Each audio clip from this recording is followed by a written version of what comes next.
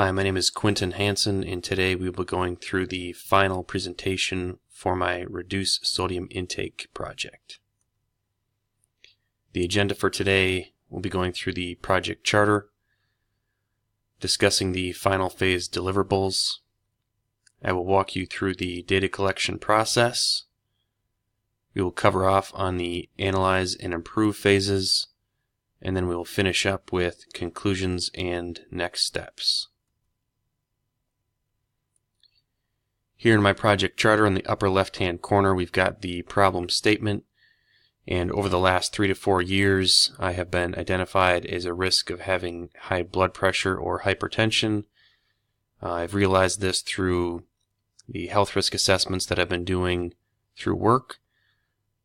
And my goal was to reduce my dietary sodium intake by 25% on a weekly basis. As we move to the right, the metrics that I was measuring were my weekly dietary sodium intake totals, my blood pressure results, and then two members remained unchanged, as well as scope and boundaries, potential problems, and then my next steps were identified as sustaining the improvements. The final project deliverables here were to review my additional improvement data, to provide a summary of the results and the main takeaways, and then additionally include further suggestions for potential improvement in the future. Here again, we just go through the data collection process and what I recorded. For my dietary sodium intake totals, I collected my baseline data over 5 weeks and my improved data over a total of 7 weeks. The parameters that I recorded within that were the day of the week, the date, the meal type, the food item, whether or not it was self-prepared or restaurant purchased, and the sodium amount. For my blood pressure, I collected that data weekly for 5 weeks for my baseline data, and then again for 7 weeks for my improved data. And I measured 2 different parameters here, being the systolic and diastolic pressures. The process flow for my data collection was as follows. I woke up, ate breakfast, recorded that dietary sodium intake amount in my FitnessPal, chose what I wanted for lunch and recorded that data as well, and then did the same thing for dinner. And then at the end of the day, or at times at the end of the week, I would record all of this data into a spreadsheet and then repeat that process the next day. Here again is my baseline sodium intake data, and this graph shows my data over a 5-week time period. The orange line is going to indicate my average weekly sodium intake level if I were to achieve a 25% reduction, which was 18,294 milligrams. The red line is going to represent the weekly recommended sodium intake amounts as calculated by the daily dietary guidelines for Americans, and that was 16,000 milligrams.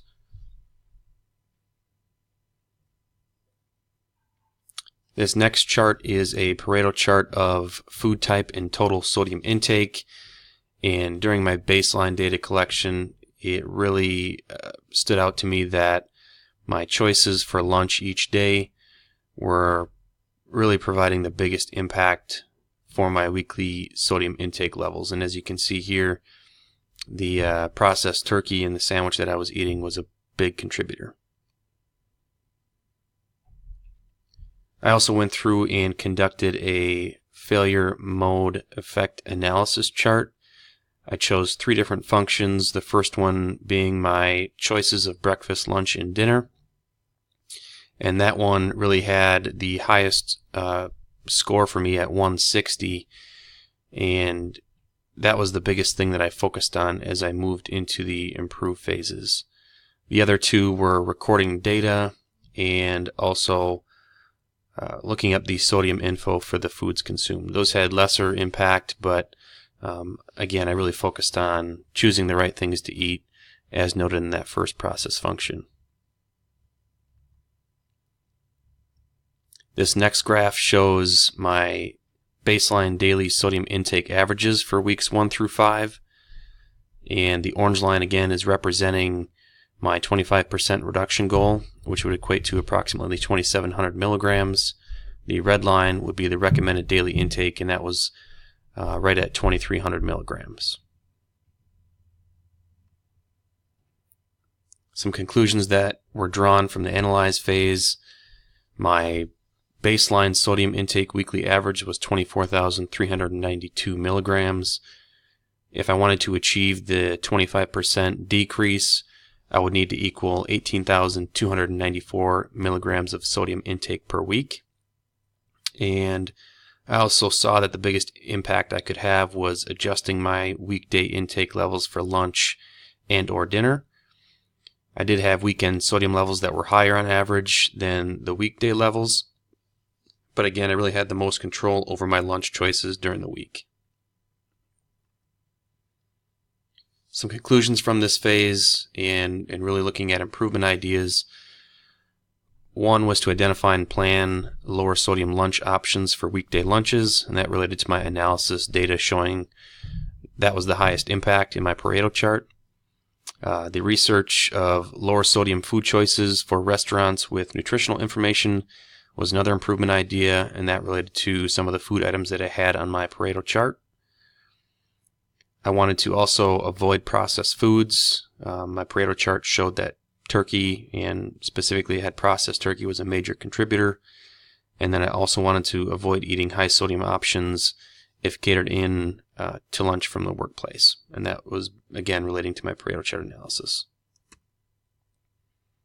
Some of the ideas that I implemented was adjusting my daily lunch choice during the week and eliminating that processed meat. I also came prepared with lunch each weekday to avoid eating out. And then I also researched foods at takeout places prior to placing the order. Here's my data analysis for my improve phase, and this is my weekly sodium intake comparison of my baseline data, which is in green for the first 5 weeks, and then my improvement data, which is in red for 7 total weeks.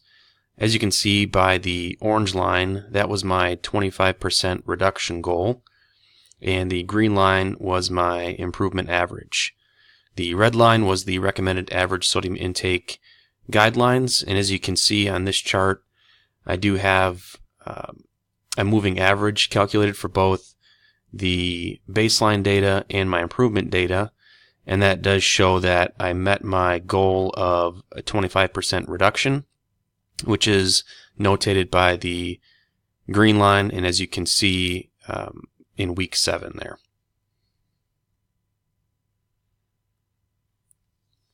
I also conducted a one-way ANOVA on my sodium levels. So group 1 was my baseline data, group 2 being my improvement data.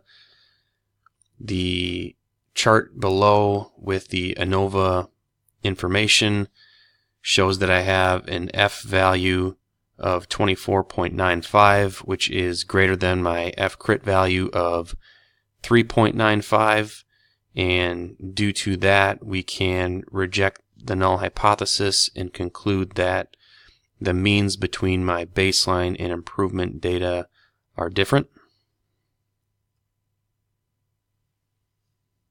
Here I continued with showing a potential correlation between my sodium amount and my systolic and diastolic pressures. On the left, you can see that this graph is showing sodium amount compared to systolic pressure, and the R-squared value for this graph is equal to 43.8%, which shows somewhat of a correlation. On the right is my diastolic levels, and that is 25.5%. A summary of the conclusions. As you can see from my one-way ANOVA analysis, we rejected the null hypothesis, and that meant between the baseline and improvement data, the means were not the same. My improvements actually worked for reducing my sodium intake. I saw a 25.3% decrease in average weekly sodium intake levels initially. When I gathered more improvement data, I showed an additional 1.5% decrease equal to 26.8%. My blood pressure did continue to show a small amount of correlation on both systolic and diastolic levels as compared to my sodium intake levels. As a result, lower sodium meant lower systolic and diastolic levels. Previously, my R-squared values were 38.3 and 19% for each of those, and they did rise from their respective numbers there to 43.8% and 25.5% respectively. Some main takeaways: through dedicated measurement and analysis of data, real improvements can be realized and executed. Statistical analysis can differentiate between perceived improvements and true improvements. Lowering sodium intake can reduce blood pressure values to some extent. And some further suggestions for improvement were going to be to continue to review and analyze my sodium content for foods to avoid and maintain clear focus and commitment to sustain improvements. These are a couple of my next steps, just completing the peer evaluation presentation and the final written report. Thank you.